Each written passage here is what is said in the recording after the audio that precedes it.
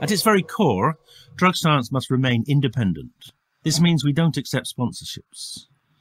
It's with the support of the drug science community we're able to do this and make the podcast in the first place.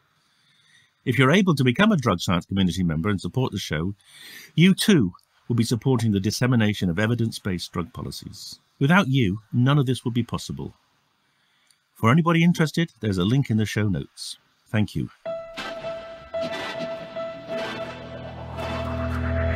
Hello and welcome to the Drug Science Podcast with me, David Nutt. Here we're bringing together experts and activists for a rational, honest and informed conversation about drugs. So hello and welcome to this new edition of the Drug Science Podcast. And I'm delighted to say that today I have with me a man who is famous, probably not for his name, but you will know it, but because of what he did. His rat park experiment has gone down in the annals of both behavioral studies and also, of course, sociological thinking about addiction. And, of course, it's Bruce Alexander. Welcome, Bruce. Well, David, thank you very much. May I say I am honored to be having a conversation with you at this time, and thank you for inviting me.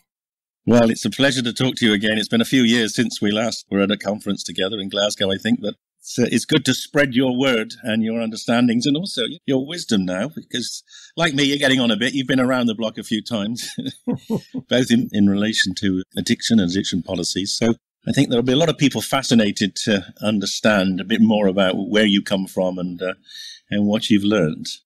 Well, that's a very broad question. Well, why don't we start, Bruce? Why don't we start by telling people about yourself? I like to start with, where did you come from? And how did you get into this field in the first place? Well, I came from a squalid part of New York City, and I grew up until I was 30 in the United States and became disillusioned. I thought I saw a country that was going crazy, or at least was making me crazy. So I left to go to Canada, and it was the best decision that I could possibly have made. So you made that decision at 13? 30, yes. Vietnam War. So were you going to be caught up then? Oh, no, I wasn't going to be. But you can see now, perhaps much more clearly than we could see then, that country is going insane. And the insanity has come to the surface now, but it was those of us who were working in government laboratories, let's say before 1960, could see it really clearly there. We could see, for example, how science and culture and government are so tightly interwoven. I came to the conclusion that there was no such thing as independent science until I came to Canada. And then I relearned that there's a possibility of at least semi-independent science. So all of that, and that got me into the city of Vancouver, which is in the middle of a huge drug panic. So you left the US. What were you doing at that point in the US? Oh, I was working in a government laboratory in a medical school, studying primates, monkeys. I was a reproductive physiologist. Uh-huh. So psychology with an endocrine basis. Yes. Now, that's not immediately obviously relevant to addiction. So how did you morph into getting interested in the biology of addiction? Imagine landing in 1970 in the city of Vancouver, when the city of Vancouver is in the midst of an incredible heroin panic. And the city of Vancouver has two huge medieval prisons, which are largely used to hold people who are caught on the street with heroin, and also some dealers and also some actual criminals. And when everybody knows the old story about heroin, which is that you just take it a few times and it seizes you by the willpower, and then you become a kind of a drug zombie, and you are consequently violent and crazy, and people like you are destroying the entire country. This was, I say it in a mocking way, you can tell, but this is not far from the reality of 1970s drug panic. And we have since had other drug panics, with methamphetamine and all the rest. This was the great heroin panic. And so there I was thrust into it as a new assistant professor with a new country. And, I had the opportunity to actually a very unusual opportunity. The first methadone clinic in Canada was in Vancouver, and it wasn't working out because the younger addicts, junkies as they called themselves and as we called them, the younger junkies were taking their daily drink of methadone and then going out and buying heroin just like before and shooting it up and getting high. And so I got assigned by incredible stroke of luck, I got assigned the job of talking to the younger junkies. The older ones were treating it more or less the way it was supposed to be treated, most of them. But the younger ones weren't. They were just using it as a kind of a backup so they didn't have to buy as much smack on the street. So I got assigned the job of telling them about my vast knowledge of addiction from my graduate school training, which was very little, of course, and telling them why they mustn't go out and buy heroin afterwards, but must instead forego the pleasure of the injection and go out and get an honest job. But again, by incredible luck, I had no power over them. I could not throw them off the program, or I could not testify against them in court. That's just the way it was structured. And I wouldn't want to anyway.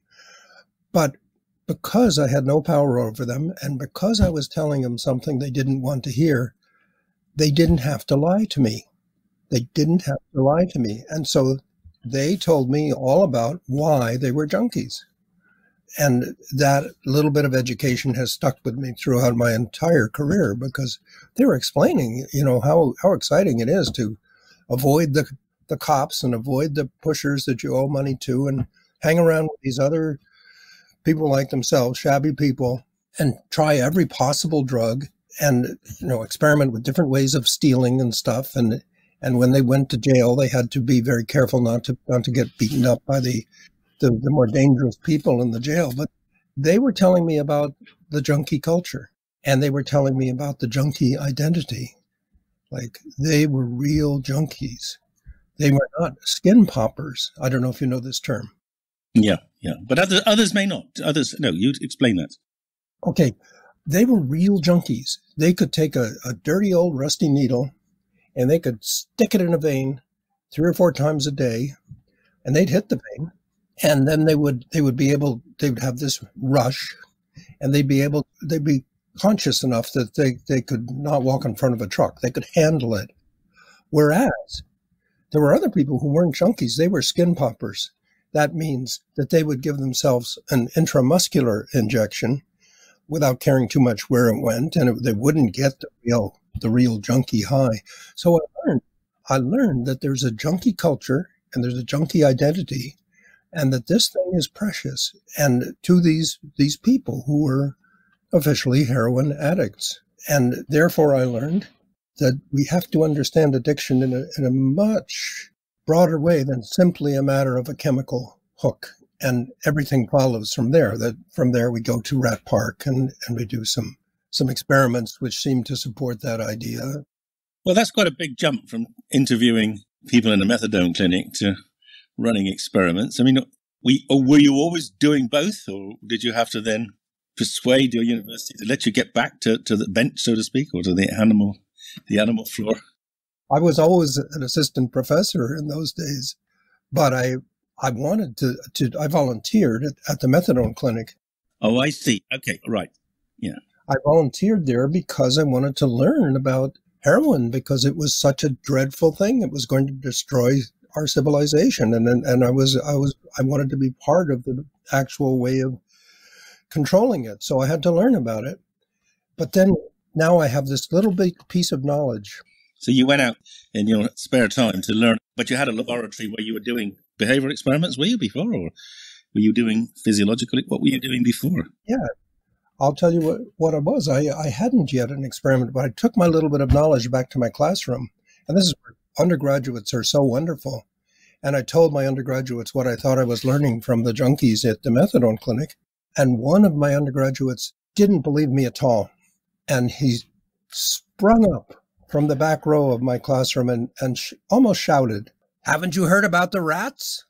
And by that he meant the rats in Skinner boxes that, as you know, in the 1970s, the rats in Skinner boxes would self-inject themselves with tons and tons of all kinds of drugs, and including opioids.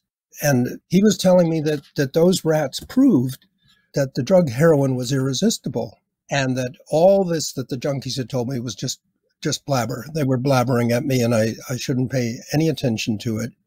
And I must say I'm very grateful to that guy. I have come to think that that's why God gives us undergraduates. He gives us undergraduates because he loves us, and he wants them to say outrageous things, and he wants us to do important experiments to counter their outrageous statements. So a group of students and I, after this outrageous student said what he said about rats, we built Rat Park, because we wanted to show that testing a rat for drug consumption in a Skinner box was just about like testing a person in solitary confinement for drug consumption. In other words, the rat is tortured by his isolation.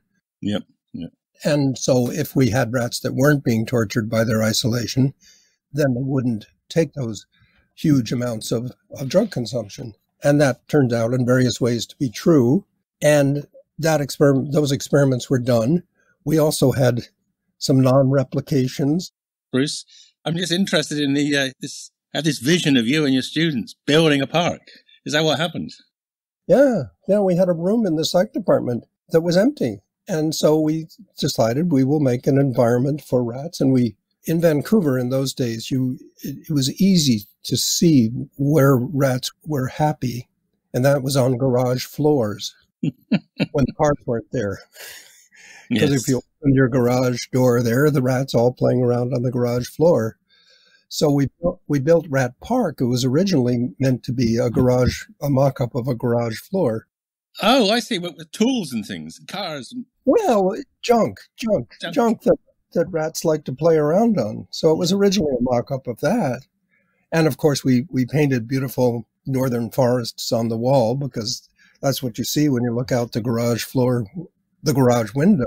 And the rats were very cooperative. These rats who had been born in isolation and raised in isolation, you let them go in a space in Rat Park, where they have lots of room, they immediately form a social group. It's very natural to them.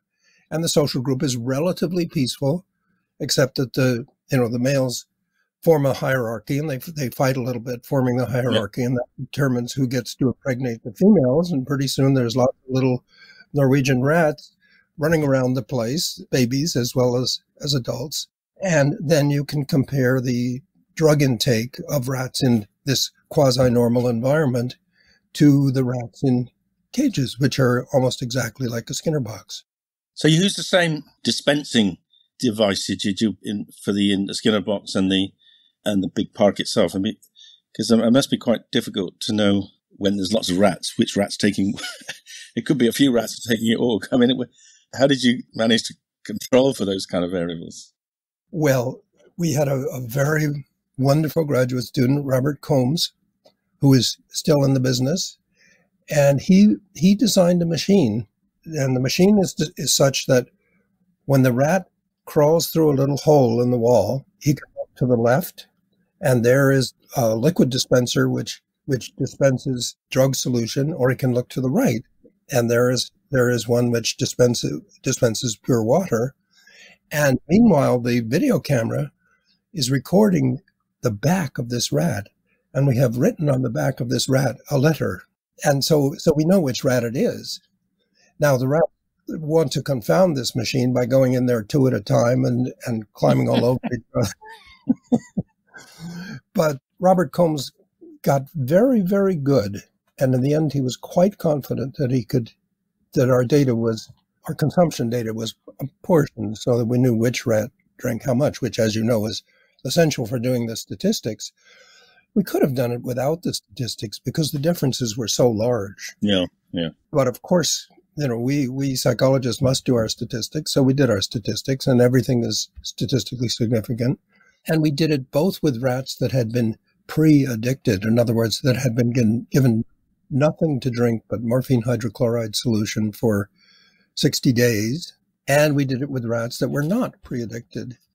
Well, let's start with the non-pre-addicted ones then, because that's, Yeah. I suppose, that's the first sort of concept, isn't it? That you take rats, you give them in a broad environment, an interesting environment, this so-called park, and then you discover that they get access, they discover that the morphine's there, and they take it, but they don't become obsessed with drinking it. Is that what you found? Yes. The non-addicted rats, they all drank some of the drug solution. Yeah. And some drank a fair amount, but nothing compared to the rats in the cages. So it wasn't that they were abstaining. And the reason they were drinking it at all, of course, is that we had to sweeten it.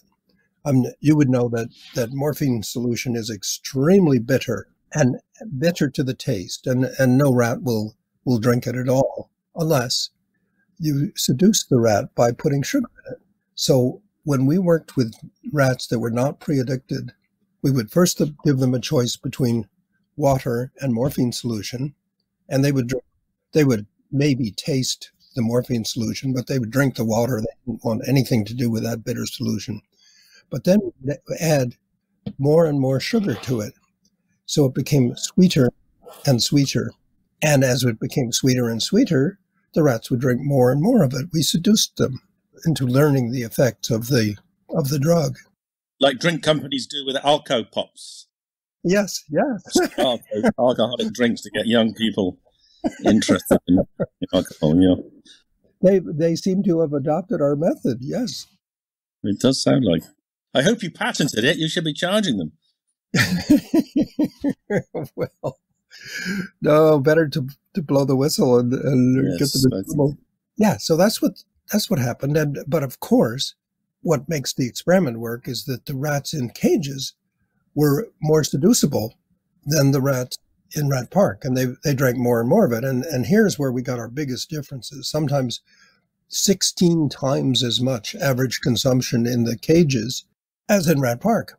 And what does it show? Well, I think of it negatively. What it shows is that those Skinner box experiments, dare I say, are bullshit. Mm-hmm. Yeah. Well, irrelevant to most of the world. Yes. Yeah. They're irrelevant in the sense that they do not prove what they have been said to prove, which is that these drugs are irresistible to all God's creatures, including the lowly rat. Well, it isn't true.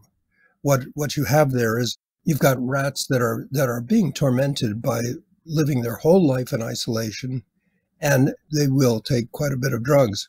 But that had seemed in the 1970s, that had seemed to prove that these drugs were irresistible. Well, it proves nothing of the kind, because rats who had, in a half reasonable approximation of a normal environment don't take anything like that amount of the drugs. So let's just reflect a bit, Bruce, on, that myth. I call it the myth of the demon drug. Yeah, the myth of the demon drug. That's a good way of phrasing it. I still don't quite understand the value of that in terms of understanding addiction, or maybe it was more about trying to get funding for people who were anti-addiction. I don't know. What was the value of that construct in those days? The value is simplicity. We take a really complicated concept like addiction, which we now know is very, very much more complicated. But in those days, addiction was terrifying us, and we simplify it. So now we say the addiction is caused only by the drug, the addictive drug. All we have to do is get rid of the addictive drug. All we have to do is put the people who sell the addictive prison in for life, and the problem will be gone, and our society will be saved. Right. Kind of was the intellectual justification of prohibition and penalization. Get rid of the drug and the problem solved. Okay. Yeah. And that myth, it comes up over and over again. The current form of it is, one current form of it is these opioids, these medical opioids, which have been oxycodone or OxyContin. And the idea is that somehow the reason so many people are taking so much of that stuff is that stuff is irresistible. But of course that stuff isn't irresistible. We now know, of course, that most people who use it in ways which are relatively safe and they don't harm themselves. although some people do get addicted. But then it becomes, as soon as I start talking like that, it becomes complicated. But if I tell you, this drug is the devil, this drug is a demon drug, and you must never let your children take it, you must not take it yourself because it will make you addicted. And then we have people like my neighbor down the road who is in terrible pain, but he won't take an opioid drug. He's afraid. And it's not my job to urge him to take it, because of course he has to make a decision, but he can't make the decision simply and clearly because of the myth. The myth persists. Now, this myth, as you would know, has been amply disproven. I mean, Rat Park is just one of the many, many, many, many disproofs of this myth. And Rat Park is important, I think, not so much that it was a great experiment. It was a good experiment, but it's important because it has been fabulized. It has been made into a fable. And so now you can tell your children the Rat Park story. We can tell each other, and it's important. And in a way, it's like an Aesop fable. It gives us a little animal tale that tells us an important truth. And the important truth, I always want to put in the negative form. There's no such thing as demon possession. And you won't be possessed by the devil, and you won't be possessed by drug. But you may become addicted, and it's a very complicated story. And so now that we have all this literature disproving the demon drug myth, we still have the demon drug myth. It hasn't gone away. But people who pay attention to evidence know that it's untenable. And so now we have a much broader field of drug addiction, where we can look at it in all kinds of ways, through neuroscience, but also through sociology and history and all these things. We can make an attempt to understand it, and we have to understand it, because addiction is killing us. And I say that not in the sense of the drug panics of the past, but in the sense of the current forms of addiction which terrify me. For example, addictions to political demagogues. These kinds of addictions are extremely dangerous, and we must understand them. We can't understand them if we're trapped with the myth of the demon drug. That just closes the doors on other understandings. Absolutely. We'll come back to that in a minute then, Bruce. Just one observation. I mean, it's interesting that you use the term the demon drug, because that makes me wonder whether, in fact, part of the driver here is this kind of extreme Protestantism or Puritanism that America part was founded on. It's almost like a religious belief that drugs are dangerous because it fits in with a religious narrative, do you think? Well, that's a question for me, because I'm in Canada, of course, but I'm right on the border of the United States, as most Canadian, all of Canada basically is on the border with the United States, because it's cold up there, farther north. But so I'm interested in how much of this mythologizing is American and how much of it is happening in Europe and other places. I know it's happening in the Philippines, but of course the Philippines is part of the American zone as well. Indeed.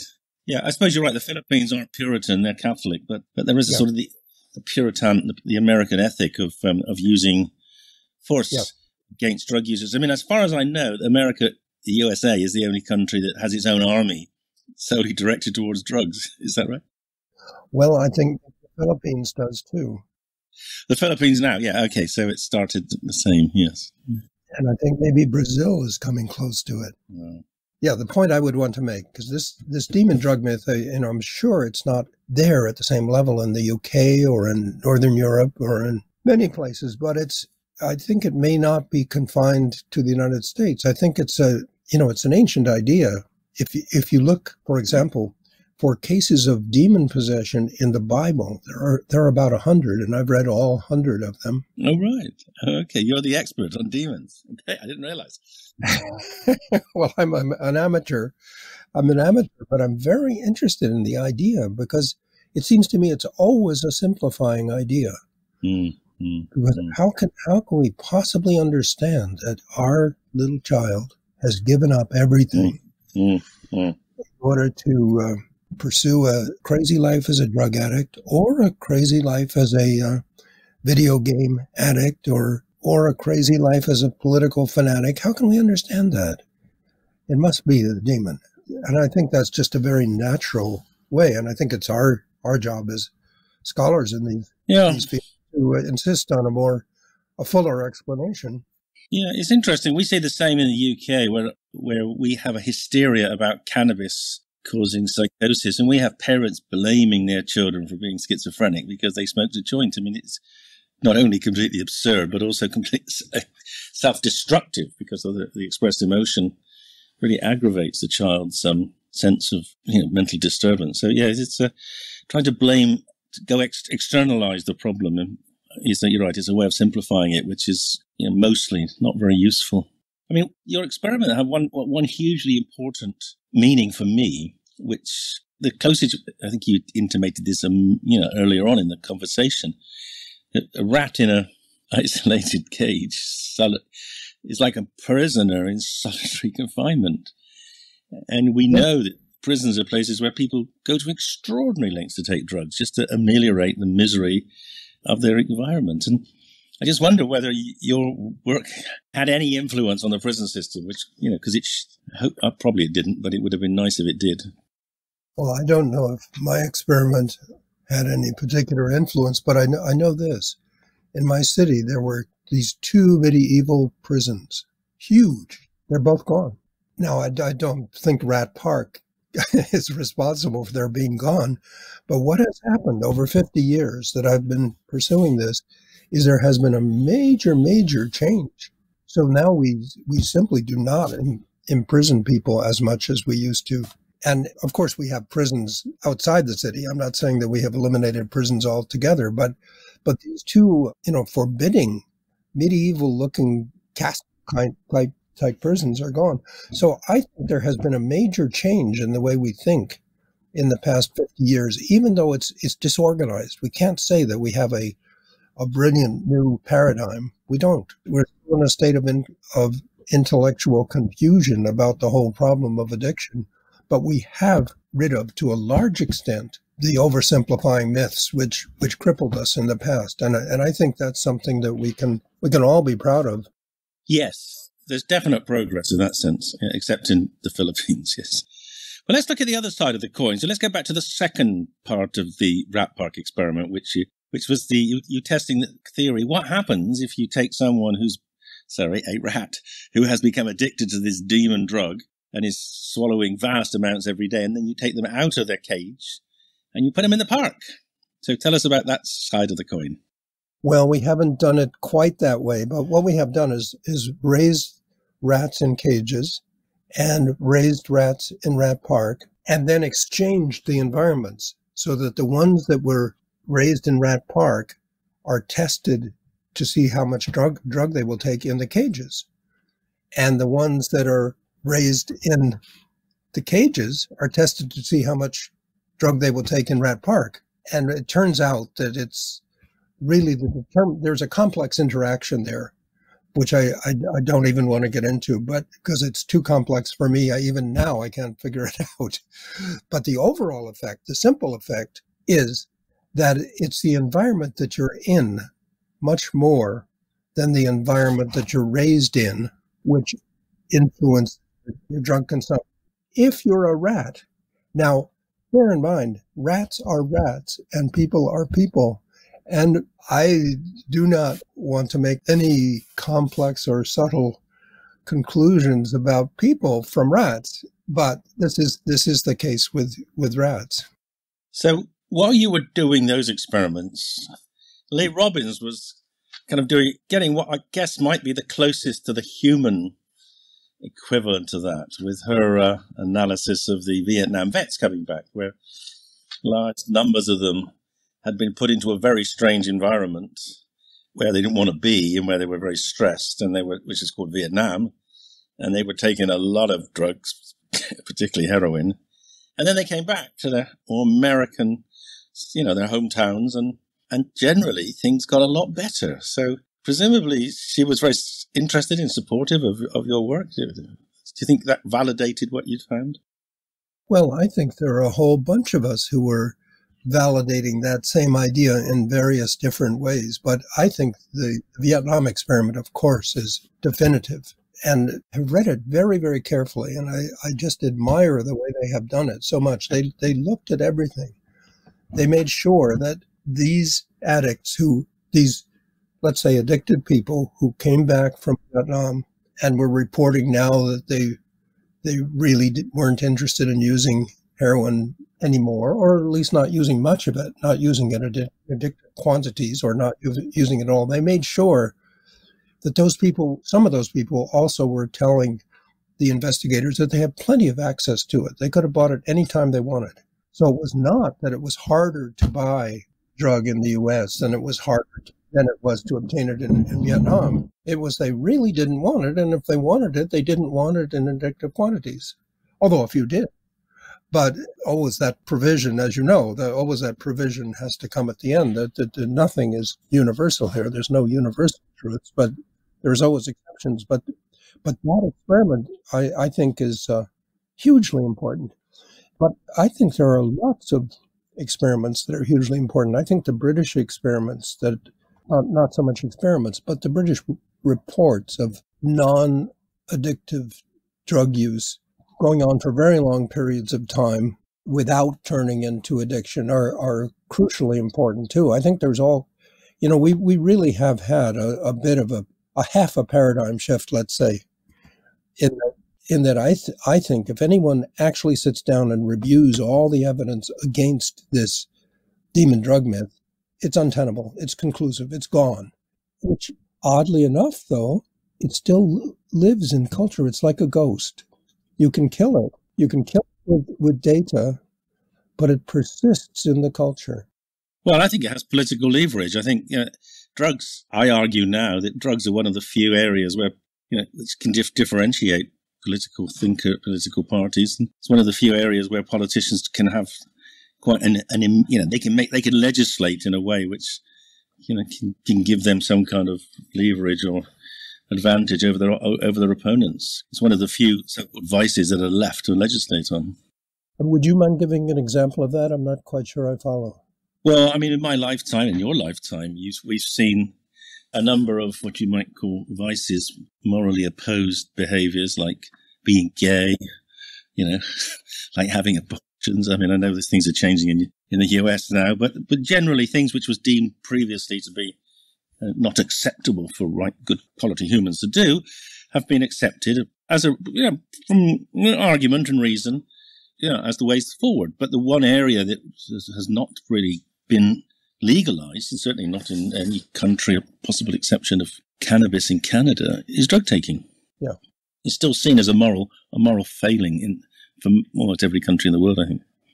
Yes, but wouldn't you say that it's less moralized now, it's more medicalized? So when the arguments that are now given against drug use are more medical relative to moral, whereas previously they were more moral relative to medical.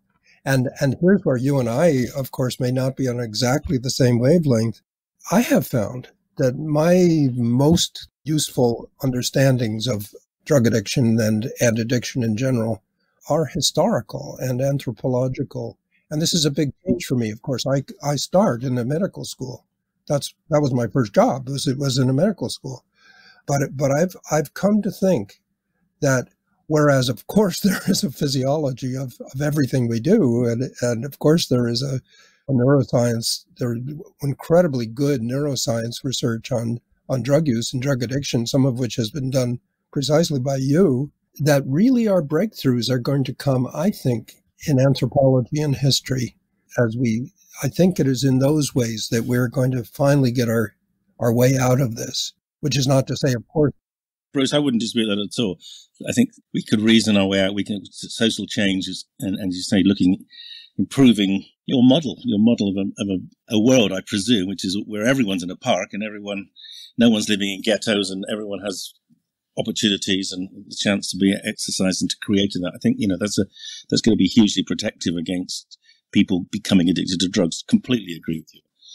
I still think there might be a biology to it. Of course there's a biology to it. I mean, one would have to be very foolish to deny that. But there's just a question of which analysis is going to get us where we need to get. And of course it's important. Yeah. I did wonder whether you thought it. Do you think it's something to do with endorphins, perhaps? Do you think, the happy rat's got more endorphins, therefore doesn't need to supplement them with morphine? Of course, it could be that they have more endorphins.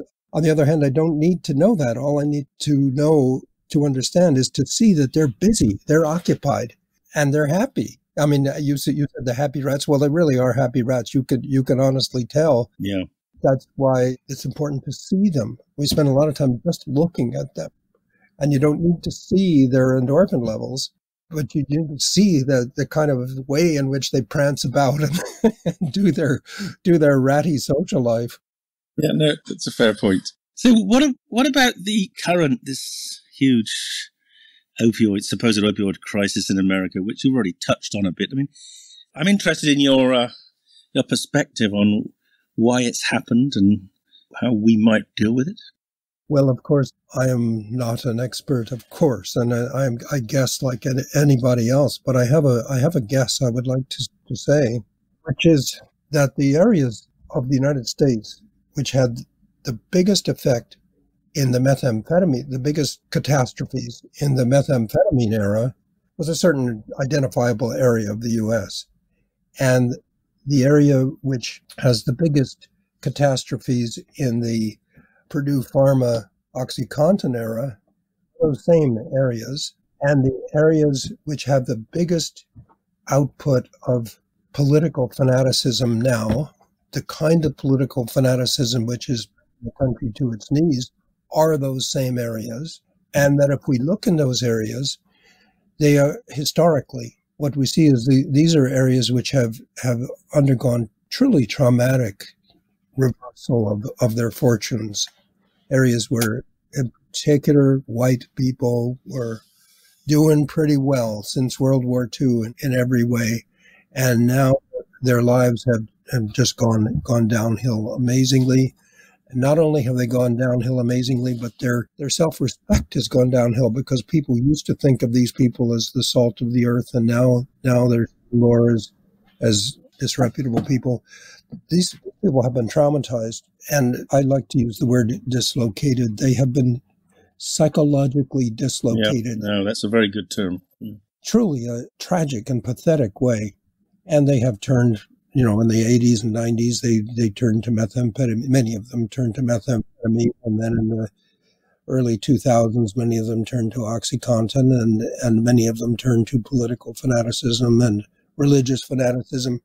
I want to guess that that's all one thing, that in all of those instances, we're talking about the problem of addiction in a collapsing empire, and that we could make those same kinds of observations, I think, if we look at the late Roman Empire. I'm a particular fan of St. Augustine, by the way. I don't know, have you read the Confessions recently? No, but I've been to the church, if that helps. Well, he's talking about all these same kinds of addictive patterns in the declining empire. So it's a tough time when empires decline, as everybody knows, especially British people and American people, and we all know it. And I think that it's on that level that we're going to understand why we have problems like the OxyContin problem and now the fentanyl problem. And it's on that level that I reach the end of my career here and I say, I don't know how we deal with problems like that. I don't know, but I know we have to. Are you still working in the lab then? No, I'm currently, at the moment, I'm working in my wife's sewing room. And I haven't been in a rat laboratory since 1985. But I am. I find myself still working. I've failed at retirement. Mm-hmm. I'm glad. Oh, God. Well, you may be in danger of the same kind of failure. I fear so. But I enjoy so because it gives me a chance to talk to people like you. Yeah. Well, but I've been doing a lot of reading. For example, I have now. Do you know Ian Kershaw, the great British historian of World War II? He writes monumental books. So I have read these monumental books, and what I'm learning is about the addictive commitment of millions, tens of millions of Germans, not only to their Führer, but also to their Reich, and how totally addictive this kind of commitment was. And again, it's on that level that I think we're going to have to complicate the story of addiction so much that it includes that. And then I think we'll be able to comprehend it. So I have failed at addiction by by becoming addicted to reading and realizing that we're living in a golden age of historical literature. So much is being written that's so useful. Well, Bruce, you may not know this, but the Drug Science Charity, which is putting out this podcast, also publishes a journal. Uh-huh.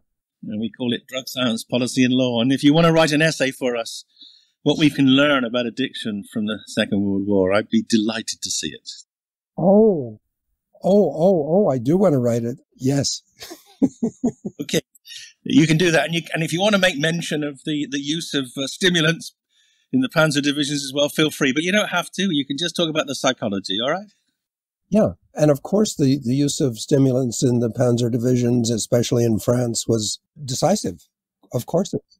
But I do think we have to be a little bit reserved about the talk about Hitler being a drug addict. I think that, his drug use came very late in the game.